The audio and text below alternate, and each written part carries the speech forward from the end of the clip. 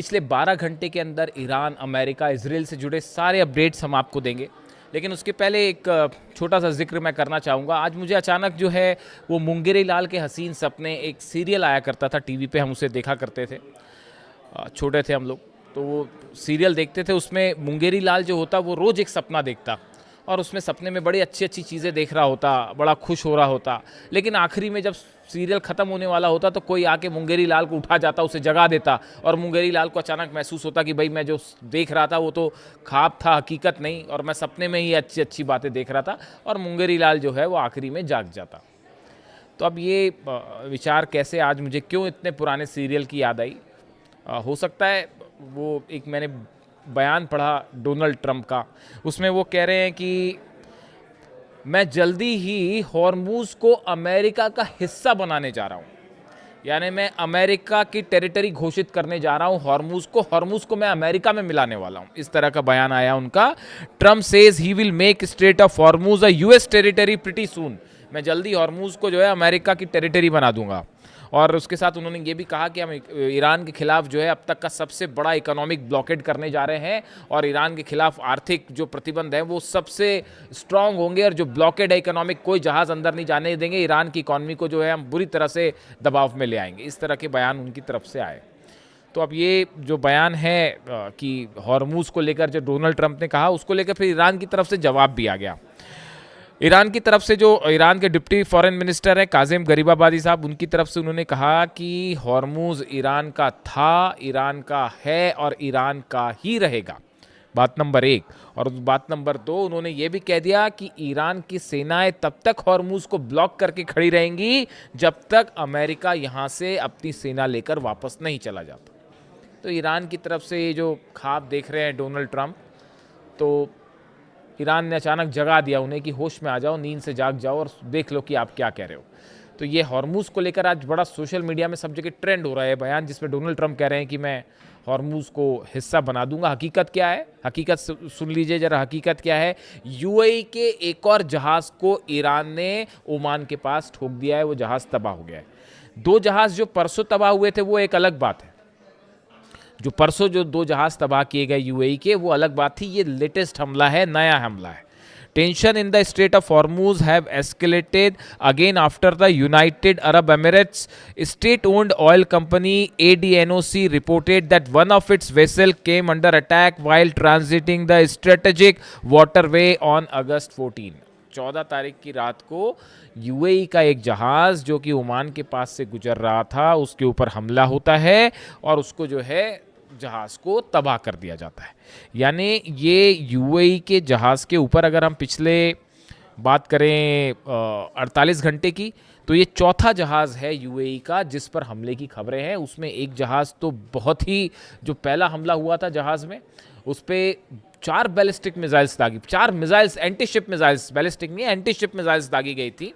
और वो जहाज़ पे इतनी भयंकर आग लगी थी कि अमेरिका की नेवी जो है वो किनारे पर खड़े होकर सिर्फ देखती रह गई कि क्या हो रहा है। उसके बाद फिर 2 जहाज़ों पर हमला हुआ और कल फिर जो है एक जहाज़ पर हमला हो गया।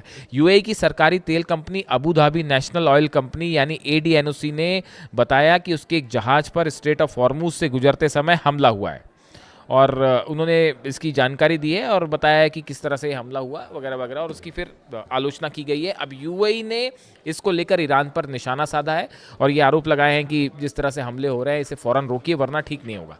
अब ये बात बिल्कुल वैसे ही है जो मोहम्मद बिन सलमान कह रहे हैं। सऊदी के ऊपर भी लगातार हमले जारी हैं, जो हूती की तरफ से नए दावे आए और नई तस्वीरें सामने आई हैं वो देखी होंगी आपने। अरामको के ऊपर बताया जा रहा है कि फिर 3 ड्रोन स्ट्राइक्स हुई है और उसमें अब तबाही की तस्वीरें भी सामने आने लगी है, और जो तस्वीरों में दिख रहा है कि अरामको का एक बड़ा हिस्सा ऑयल रिफाइनरीज का तबाह है। और ऐसा लगता है देख के कि ये तबाही, अगर ये खबरें देखिए, अभी तक ये पुष्टि नहीं हुई है कि तस्वीरें सच है कि नहीं, लेकिन अगर ये तस्वीरें सही हैं तो ये हमला सिर्फ ड्रोन से नहीं हुआ, ये बैलिस्टिक मिसाइल अटैक था। दोनों में अंतर होता है। जब ड्रोन से नुकसान होता है, आग लगती है, उसकी तबाही, और जो बैलिस्टिक मिसाइल गिरती है उसकी तबाही में काफ़ी अंतर होता है। जो एक्सपर्ट्स हैं वो समझ सकते हैं उसको देख के। तो अभी ऐसा लगता है कि अरामको में जो है वो मिसाइल्स भी गिरी हैं, सिर्फ ड्रोन स्ट्राइक नहीं हुई। तो वहाँ पर मोहम्मद बिन सलमान परेशान है, और उन्होंने यूएई के जो जहाज़ जलाए जा रहे हैं इसको लेकर जो है वो ईरान को चेतावनी दी गई है सऊदी की तरफ से, और कहा गया है कि अगर इस तरह के हमले जारी रहे तो फिर इसका जवाब दिया जाएगा। ये बात सऊदी कह रहा है। हूती की तरफ से हमले लगातार जारी हैं। लाल सागर में सऊदी के जहाज़ों पर हमला हो रहा है, पोर्ट्स पे हमले हो रहे हैं, और सऊदी की सेना दूसरी तरफ से हमले कर रही है यमन की सेना के साथ मिलकर जो हूती के खिलाफ है।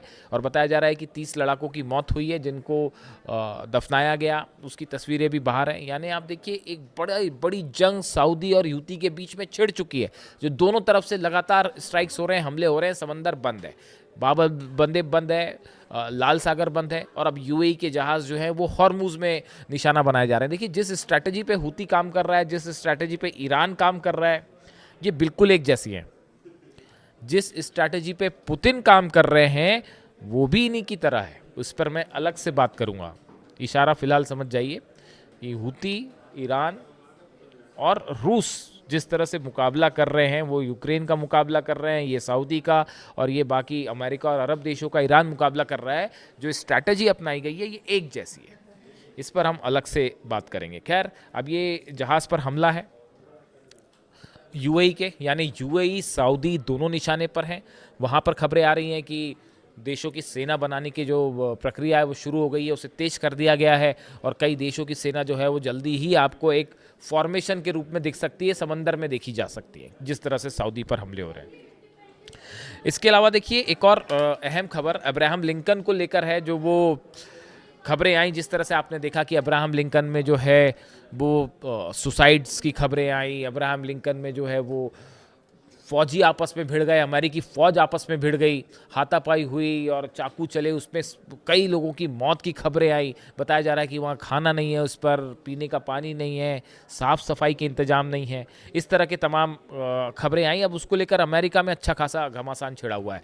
अब देखिए ये किसी को भी लग सकता है कि भाई अब्राहम लिंकन इतना बड़ा एयरक्राफ्ट कैरियर है, 5000 लोग हैं उसमें, तो उसमें इतने हालात बिगड़ कैसे गए, हालात इतने ख़राब कैसे हुए। देखिए नॉर्मल खबरें आपको मिल जाएंगी कि भाई अब्राहम लिंकन में हालात ख़राब हैं, सैनिक कह रहे हैं हमें वापस भेज दीजिए वरना हम सुसाइड कर लेंगे और हम ईरान के खिलाफ नहीं लड़ना चाहते, इस तरह के बयान। लेकिन सवाल ये होता है किसी भी खबर के पीछे कि ये सिचुएशन आखिर आई कैसे। इस सिचुएशन आने की सबसे बड़ी वजह 2 सेंटर्स ऐसे हैं, एक तो बहरीन जहाँ पे 5वीं फ्लीट का ऑफिस है, 5वां बेड़ा है अमेरिका का, ये जगह, और दूसरा फुजेरा, यूएई का फुजेरा। ये 2 जगह ऐसी हैं, फुजेरा पोर्ट से और बहरीन में 5वें बेड़े का जो हेडक्वार्टर है, यहाँ से जितने अमेरिका के जंगी जहाज़ अरब सागर में, हिंद महासागर में या हॉर्मुज के आसपास होते हैं, उनको खाने पीने का सामान पहुंचाना, रसद पहुंचाना, हथियार पहुंचाना, जो भी लॉजिस्टिक सपोर्ट है वो सब पहुंचाने का काम ये 2 जगह से होता था, बहरीन के 5वें बेड़े के ऑफिस से और दूसरा फुजेरा पोर्ट से। अब हुआ क्या, ईरान ने इतनी बैलिस्टिक मिसाइल मारी हैं कि बहरीन का 5वां फ्लीट पूरी तरह से तबाह है। वहाँ पर किसी और की मदद तो छोड़िए, अपनी खुद की मदद नहीं कर पा रहे हैं वो। रनवे तबाह है, जो अलग अलग हैंगर्स थे वो तबाह हो गए, फ्यूल स्टेशंस थे वो तबाह हो गए, जो साजो सामान रखा हुआ था भाई जो आप भेजोगे सैनिकों के लिए, वो सबके सब जला दिया गया बहरीन में। वैसे ही हाल फुजेरा का है, फुजेरा के ऊपर इतनी ज़्यादा स्ट्राइक्स हुई हैं कि वहाँ पर जो है अब वो इस हालत में नहीं है कि वहाँ से जो है अमेरिका के सैनिकों की मदद के लिए कोई बैकअप प्लान तैयार हो या कोई बैकअप वहाँ से भेजा जा सके। यानी ये दोनों मुख्य जगह थी, ये दोनों को पैरालाइज कर दिया गया, बहरीन के 5th फ्लीट के ऑफिस को और फुजेरा पोर्ट पर जो अमेरिका की सेना से संबंधित मिशन चलते थे। इसका नतीजा क्या हुआ, इसका नतीजा यह हुआ कि अमेरिकन फोर्सेस ने अपना हब जो है वो डिएगो गार्सिया को बना लिया। अब जो मदद भेजी जाती है वो डिएगो गार्सिया से भेजी जाती है, या जो साजो सामान है वो डिएगो गार्सिया भेज दिया गया है, वहाँ से चीज़ें मैनेज होगी। अब उसका डिस्टेंस है करीब 3.5 से 4,000 किलोमीटर।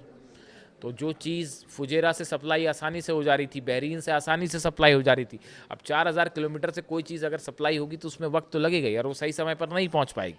इसीलिए हालात, और दूसरी तरफ से ईरान ने ब्लॉकेड किया हुआ है, अबू मेहदी मिसाइल्स फायर कर रहे हैं, अंडर वाटर ड्रोन फायर कर रहे हैं, जहाज़ों का हाल क्या आप देख लीजिए। तो ऐसी सिचुएशन में अब्राहम लिंकन को लेकर जो खबरें चल रही थी उसमें काफ़ी हद तक खबरें सही पाई गई हैं, जैसे ईरान के दावे थे, और यही वजह है कि अब्राहम लिंकन को अब वापस भेजा जा रहा है और जॉर्ज डब्ल्यू बुश जो नया दूसरा जो एयरक्राफ्ट कैरियर है वो उसकी जगह लेगा। यानी आप देखिए पूरे अरब में ईरान के पास हॉर्मूज़ में, बाबल मंदेब में, लाल सागर में, आप जहाँ भी देखें वहाँ पर जो खबरें आ रही हैं आप उनका नेचर देखिए। वो खबरें इसी तरह की हैं, अरब देशों के जहाज़ जल रहे हैं, सऊदी का जहाज़ जल गया, यूएई का जहाज़ जल गया, ऑयल टैंकर पर हमले हो गए, अमेरिका जो है उसको अब्राहम लिंकन वापस भेजना पड़ गया, अमेरिका के सैनिकों के मारे जाने की खबर है, अमेरिका के ड्रोन गिर रहे हैं, MQ-9 रिपर ड्रोन को फिर ठोक दिया ईरान ने। वो ईरान के अंदर प्रवेश कर रहा था, एंटर ईरान की टेरिटरी में, आसमान में था।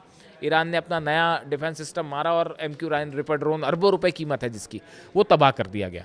तो आप खबरों का नेचर देखिए, सच अपने आप समझ आ जाता है। आप खबरें देखिए, अमेरिका के ड्रोन तबाह, सैनिक सुसाइड कर रहे हैं, सैनिक कह रहे हैं कि साहब हम नहीं लड़ेंगे, इस तरह की जो तमाम खबरें, इनका नेचर ये बता रहा है कि ये जंग ईरान जीत चुका है। ट्रंप और उनकी सेना बुरी तरह से पिटी है हॉर्मूज में और ईरान के साथ जंग में, ऐसा तमाम लोगों की राय है। अब बस सवाल ये है कि डोनाल्ड ट्रंप आखिर कब मानेंगे। जब तक फोर्सेस खड़ी हैं, देखिए ईरान की तरफ से स्ट्रैटेजी बदल दी गई है कि अब जो है वो एक ऑल आउट प्रेशर बनाया जाए अमेरिका के ऊपर, ताकि अरब से बेसिस खाली करके अमेरिका वापस जाए। इस पॉलिसी पर ईरान काम कर रहा है और इसी के चलते हॉर्मूज बंद है और लाल सागर बंद है और दबाव में है डोनाल्ड ट्रंप और अमेरिका। और इसीलिए अब ये रणनीति बनाई कि जंग नहीं कर सकते तो बाहर जहाज लेके खड़े हो जाओ, इकोनॉमिक ब्लॉकेट करो। इकोनॉमिक ब्लॉकेट वाली बात आई ही ऐसे क्योंकि मिलिट्री जंग में जो है वो ईरान भारी पड़ गया, इसीलिए ब्लॉकेट वाली खबर है। फिलहाल हॉर्मूज बंद है, लाल सागर बंद है, जबरदस्त जंग चल रही है हूती और सऊदी के बीच। इससे जुड़ा जो भी अपडेट होगा आप तक पहुंचाऊंगा। कमेंट करके बताइए वीडियो कैसा लगा। Thank you so much.